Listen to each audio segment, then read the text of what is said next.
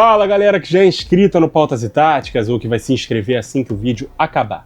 Todo vídeo de convocação da seleção, eu digo aqui que já deveriam ter acabado os testes e como o próprio técnico Carlo Ancelotti disse, a partir da data FIFA de março, a intenção é convocar um grupo muito mais próximo do que vai jogar a Copa do Mundo em junho.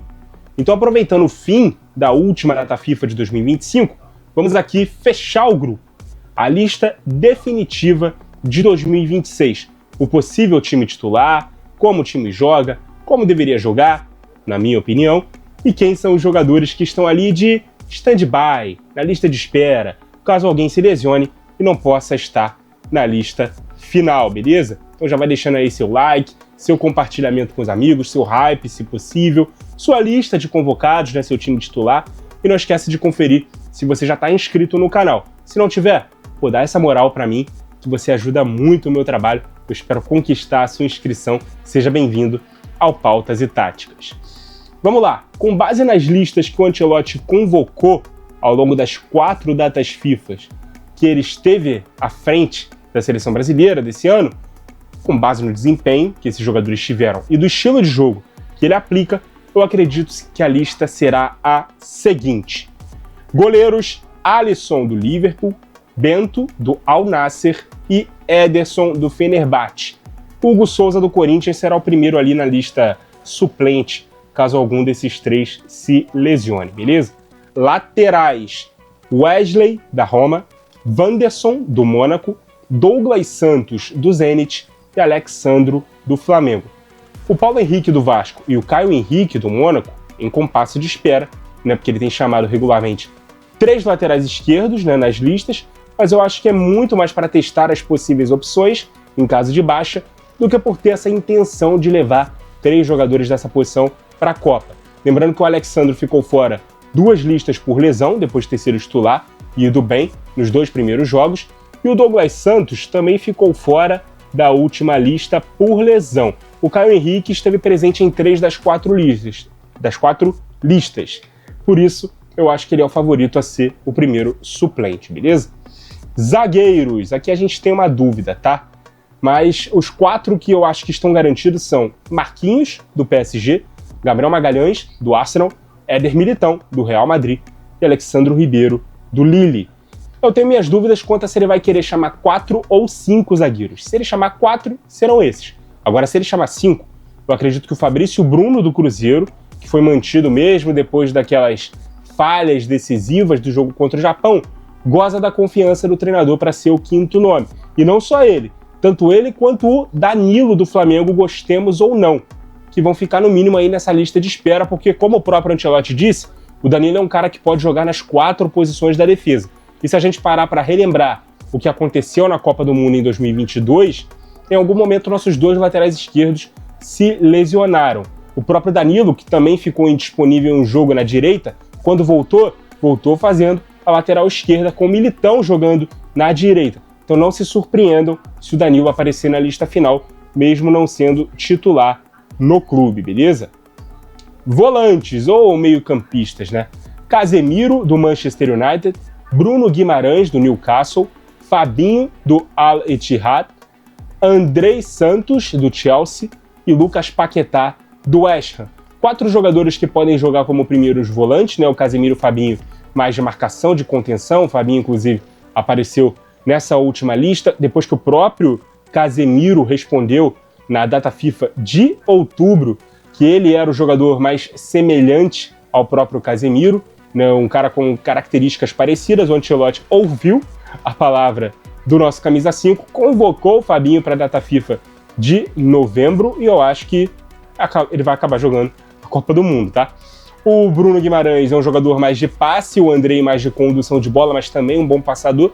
O Paquetá pode jogar como segundo homem de meio ou como interior numa trinca, ou até mais avançado como um 10, mesmo ele tendo se transformado num 8. Eu ainda acho que há a chance dele chamar outros meio-campistas, como o Andreas Pereira, do Palmeiras, mas ele não teve uma sequência de convocações para dar a gente essa certeza que ele vai estar na lista final.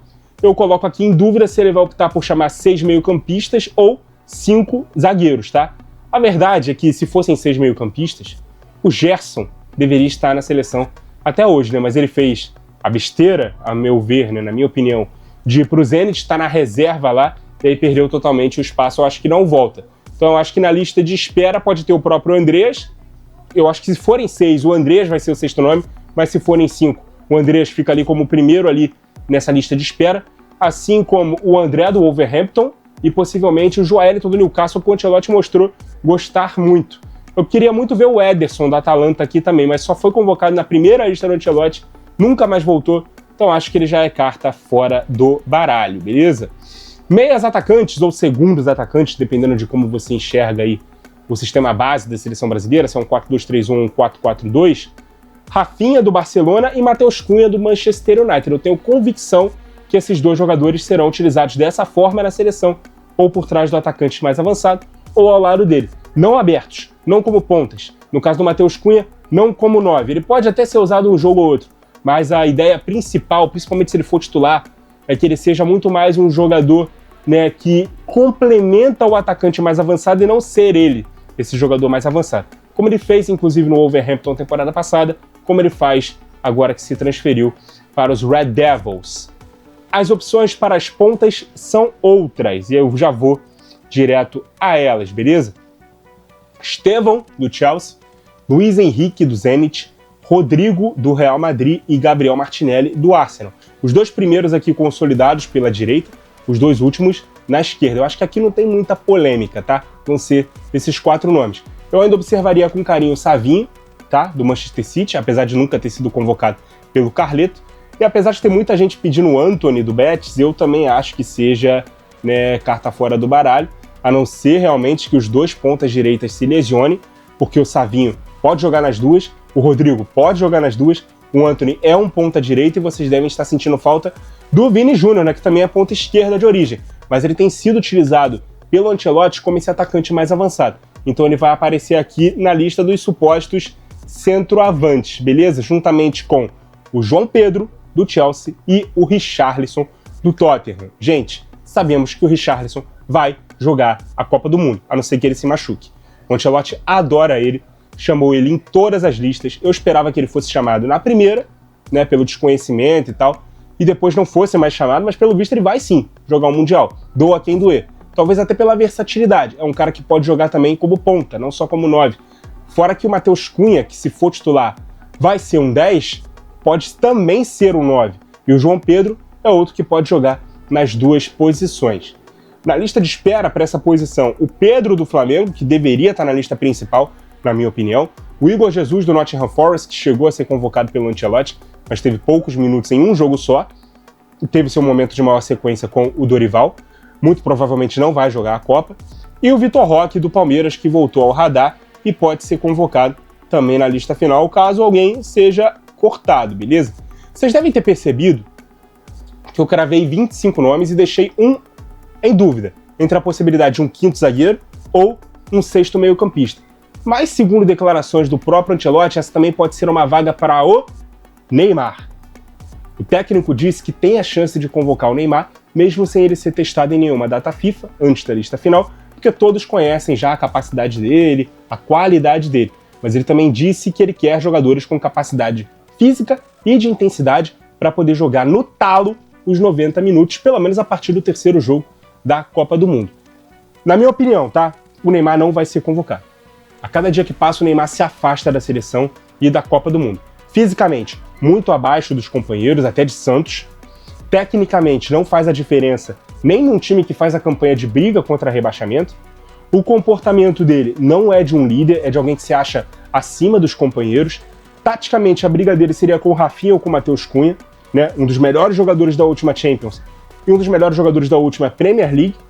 O Neymar hoje não é um dos melhores jogadores nem de um dos piores times do futebol brasileiro, com todo respeito ao Santos. Isso não é sobre a instituição, e sim sobre a campanha que o Santos vem fazendo no Brasileirão. Então, cara, não, eu não conto mais com o Neymar, acredito que o Ancelotti também não conte, e ele só não fala isso porque, experiente como é, ele sabe que um craque como o Neymar pode tirar um coelho da cartola e dar a volta por cima do nada, então ele ainda coloca essa porta aberta aí até para motivar o Neymar, e caso um milagre aconteça, ele volte a render num ótimo nível, ele convoca para ser pelo menos aí um reserva importante, que eu já tive opinião que seria ótimo de ter. Pô, num jogo difícil, poder olhar para o banco e poder tirar o Neymar de lá, pô, um cara que tem admiração e respeito dos companheiros, de vários adversários também que cresceram o tendo como um ídolo, é sempre ótimo.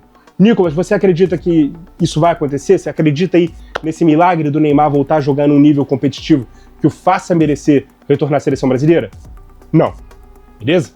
Então, vamos falar agora sobre o estilo de jogo da seleção, qual deve ser o time titular, como joga o time do Ancelotti atualmente, o que eu faria de diferente. Vamos para essa análise mais tática dessa lista final aqui que eu montei, tentando pensar da forma que o Ancelotti indica até aqui como ele pensa. Vamos então para essa parte mais tática aqui do nosso vídeo. Pois é, galera, a seleção que o Ancelotti dá indícios, né, que vai começar como titular, é essa, num 4-2-3-1. Eu não enxergo o tal do 4-2-4, que muita gente, inclusive na imprensa, fala, porque tá em 4 atacantes, mas não existe 4-2-4. Se você quiser, pode enxergar um 4-2-2-2, um 4-4-2 com 2 linhas de 4, mas eu prefiro enxergar realmente um 4-2-3-1, até pelas funções táticas que os jogadores estão fazendo, beleza? O lateral direito deve ser o Wesley, né, que é um lateral mais ofensivo, aproveita que esse corredor, o Estevão, ele faz essa aproximação justamente desse meio atacante, que aqui pode ser o Rafinha ou o Matheus Cunha, né, jogando, né, centralizado à frente dos volantes, o Rodrigo na ponta esquerda, o Vini Júnior podendo até trocar de posição com ele muitas vezes, mas naturalmente sendo esse jogador mais avançado, porque o Rodrigo até tem uma participação defensiva, sem bola, de recomposição maior do que o Vini. Aqui na zaga eu acho que até pode haver a dúvida entre o Marquinhos e o Éder Militão. Aí o Gabriel Magalhães centraliza e o lateral esquerdo é o base, né? Aqui também pode haver uma dúvida entre o Douglas Santos e o Alexandro. Vamos lá. Isso aqui é até legal, funciona, mas não me agrada muito alguns aspectos. Primeiro, o Gabriel Magalhães fazendo essa função de zagueiro central justamente por ele ser um jogador canhoto, né? Isso aqui não me agrada tanto assim, não é uma função que me agrada tanto. Por quê? Porque por vezes ele vai precisar fazer coberturas do lado direito e vai ter a sua perna direita estimulada. Para o jogador canhoto é muito difícil ter que trabalhar com a perna direita, porque normalmente o canhoto sempre trabalha pela esquerda, especialmente o defensor. O destro não, como existem mais destros do que canhotos no mundo, uma zaga com 2 destros é mais comum de ver, você vai ver o zagueiro destro aprendendo a trabalhar com a perna esquerda, mas até ultimamente, né, a gente vê como o zagueiro canhoto ele é uma figura bem valorizada no mercado, então você precisar usar o lateral esquerdo de base, porque o canhoto centralize, não é muito do meu agrado. Como eu corrigiria esse problema? Centralizando o volante. Aqui no caso seria o Casemiro, né? Eu faria com que ele afundasse entre os zagueiros, o Gabriel Magalhães abrisse um pouco mais da esquerda e o lateral esquerdo apoiasse por dentro. E aí talvez fosse até melhor utilizar o Alexandro do que o Douglas Santos aqui na lateral. Mas não é o que o Ancelotti vem fazendo. Então, realmente pouco importa a minha opinião nesse sentido. Outra variação ofensiva é quando o Bruno Guimarães pisa mais na área. Até por isso eu comecei aqui com o Bruno Guimarães um pouco mais, né, na esquerda, porque o Casemiro ele fica aqui como esse elo, né, entre os 3 defensores, né, os 2 zagueiros mais o lateral base, né, e um meio campo que vai ter aqui o Rafinha jogando mais ao lado do atacante mais avançado, Rafinha ou no caso, e o Bruno Guimarães pisando um pouco mais na área, beleza? Essas aqui são as 2 formações que o Ancelotti tem utilizado, especialmente quando joga, né, com um sistema de 4-2-3-1. Um sistema auxiliar que ele vem utilizando é o 4-3-3, e aí ele normalmente abre mão, né, de um dos atacantes para poder inserir um outro meio-campista. Esse outro meio-campista normalmente é o Paquetá. E aí ele pode, por exemplo, abrir mão do Estevão para poder colocar o Paquetá no time, jogar com ele sendo esse terceiro meio-campista, beleza? Abrir o Rafinha um pouco mais à direita,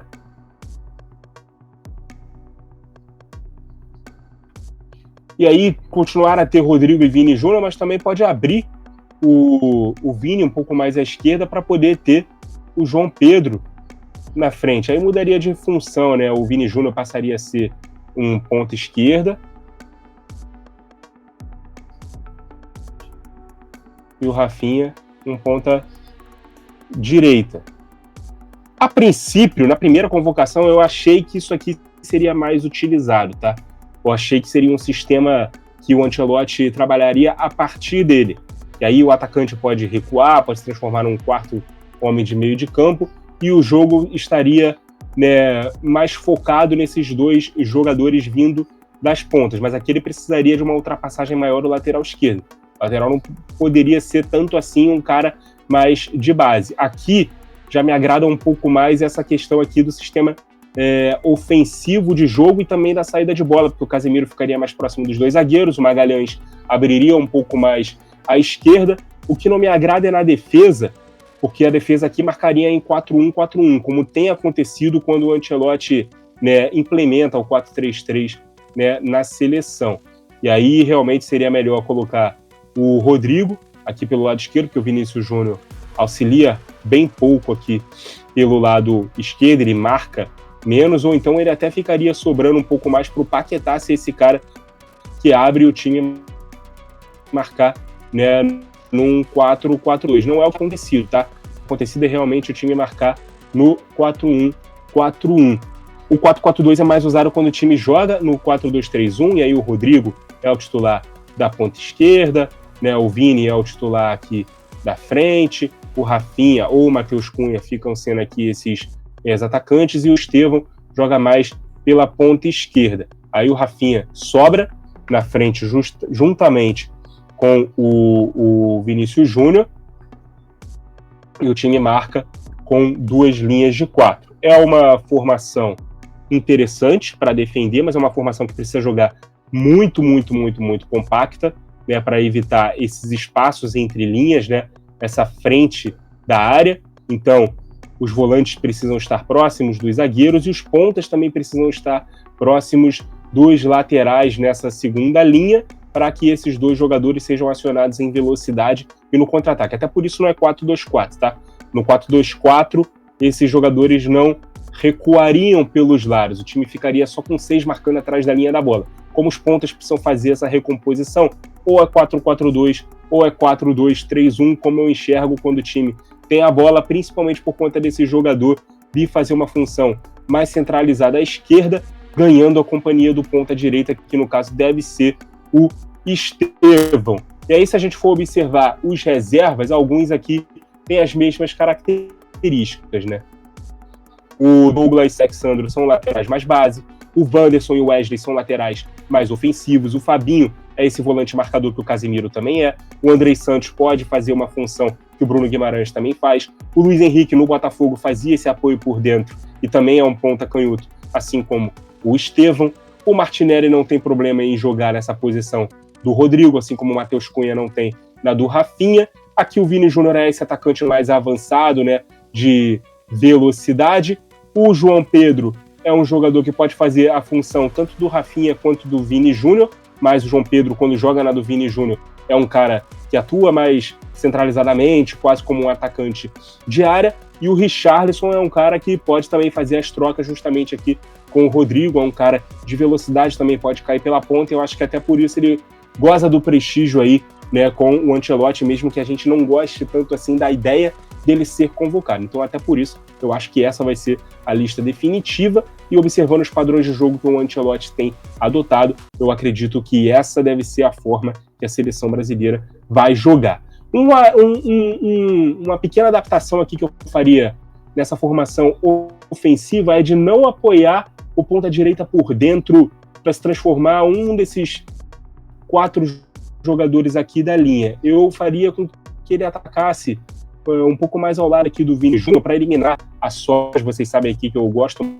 dessa formação, mantendo o meia mais centralizado, fazendo o time atacar com esse modelo aqui, né, ofensivo, né? Esse modelo aqui, essa espécie aqui de 3-4-1-2, 3-2-3-2, um 3-2-5 com um jogo mais de trás, 2 jogadores aqui atacando os bicos da pequena área e na sobra dos zagueiros, como eu disse. Aqui o Rodrigo um pouco o bico, né, da grande área, e o Wesley indo para a linha de fundo. Eu acho que essa formação ofensiva aqui seria melhor para a seleção brasileira. Aquela pequena adaptação aqui também na defesa, como eu falei, né, o Casemiro mais enfiado entre os dois zagueiros e o lateral por dentro, porque eu acho que dessa forma aqui, eu acho que a gente teria, né, um time mais equilibrado na hora de defender. Precisou marcar aqui, os 3 jogadores da defesa fariam essa basculação pelo lado, inclusive o Casemiro. Aqui seria até melhor o Militão, né, porque ele joga também, né, em velocidade e pode fazer funções de um lateral, então ele faria melhor essa abertura aqui, né, essa proteção ao Wesley, que jogaria num primeiro momento na segunda linha, no momento de recomposição defensiva. Aqui a diagonal do Douglas Santos, e aqui num primeiro momento o Rodrigo e o Rafinha voltando por dentro, o Estevão ficando mais aqui juntamente com o Vini Júnior, e à medida, né, que o time fosse voltando para o campo de defesa, o Marquinhos retornando à sua posição original, o Casemiro e o Bruno Guimarães ficando aqui como dupla de volante, o Rodrigo e o Estevão abrindo aqui mais pelos lados da segunda linha de 4, com o Rafinha e o Vini Júnior no ataque. Esta seria a forma como eu jogaria. Sem entrar muito na questão aqui das peças, seriam as pequenas adaptações que eu faria taticamente no time, mas eu acho que o time do Ancelotti ele já está bem encaixado, já está com as engrenagens e a ideia de jogo muito bem consolidada. O esqueleto do time também já está mais ou menos consolidado. Eu acho que as dúvidas são muito mais ali na composição de banco e pouquíssimas dúvidas no time titular. Eu acho que a síntese do time, né, a forma como o time vai jogar e a escalação titular é basicamente essa aqui que eu estou trazendo para vocês no vídeo de hoje, beleza? E é isso, galera. Eu vou relembrar para vocês o que eu disse ao longo do vídeo, tá? Essa não necessariamente é a minha lista final, mas não adianta eu ficar aqui mexendo na lista que supostamente será a do Ancelotti, porque no meu entendimento é essa lista que ele dá os sinais que será convocada. Com apenas uma dúvida ali, a meu ver, de quem vai ser o 26º nome. Se será um defensor a mais ou se vai ser um meio-campista a mais. Eu acho que ainda tem 0,000000001% desse cara ser o Neymar. Pela quantidade de zeros aqui, vocês veem que eu não boto muita fé, né? Mas eu quero ver a sua opinião. Qual você acha que vai ser a lista final do Ancelotti? O que você faria de diferente? Qual seria o seu time titular? Ou qual vai ser o time titular, né, que você acha que o Ancelotti vai montar? Deixa aqui embaixo a sua opinião nos comentários. Seleção brasileira, cara, é sempre um prato cheio ali para palpite, para opinião. Então quero ver engajamento legal aqui nesse vídeo. Compartilhem com os amigos de vocês, nos grupos de futebol que vocês têm, com os amigos ali que vocês gostam de resenhar ali sobre o esporte que a gente tanto ama. Vamos ajudar o Pautas e Táticas a crescer, por favor, beleza? Principalmente se você gosta do nosso trabalho. Muito obrigado a você que acompanhou o vídeo até aqui. Continue ligado no nosso canal. E até a próxima!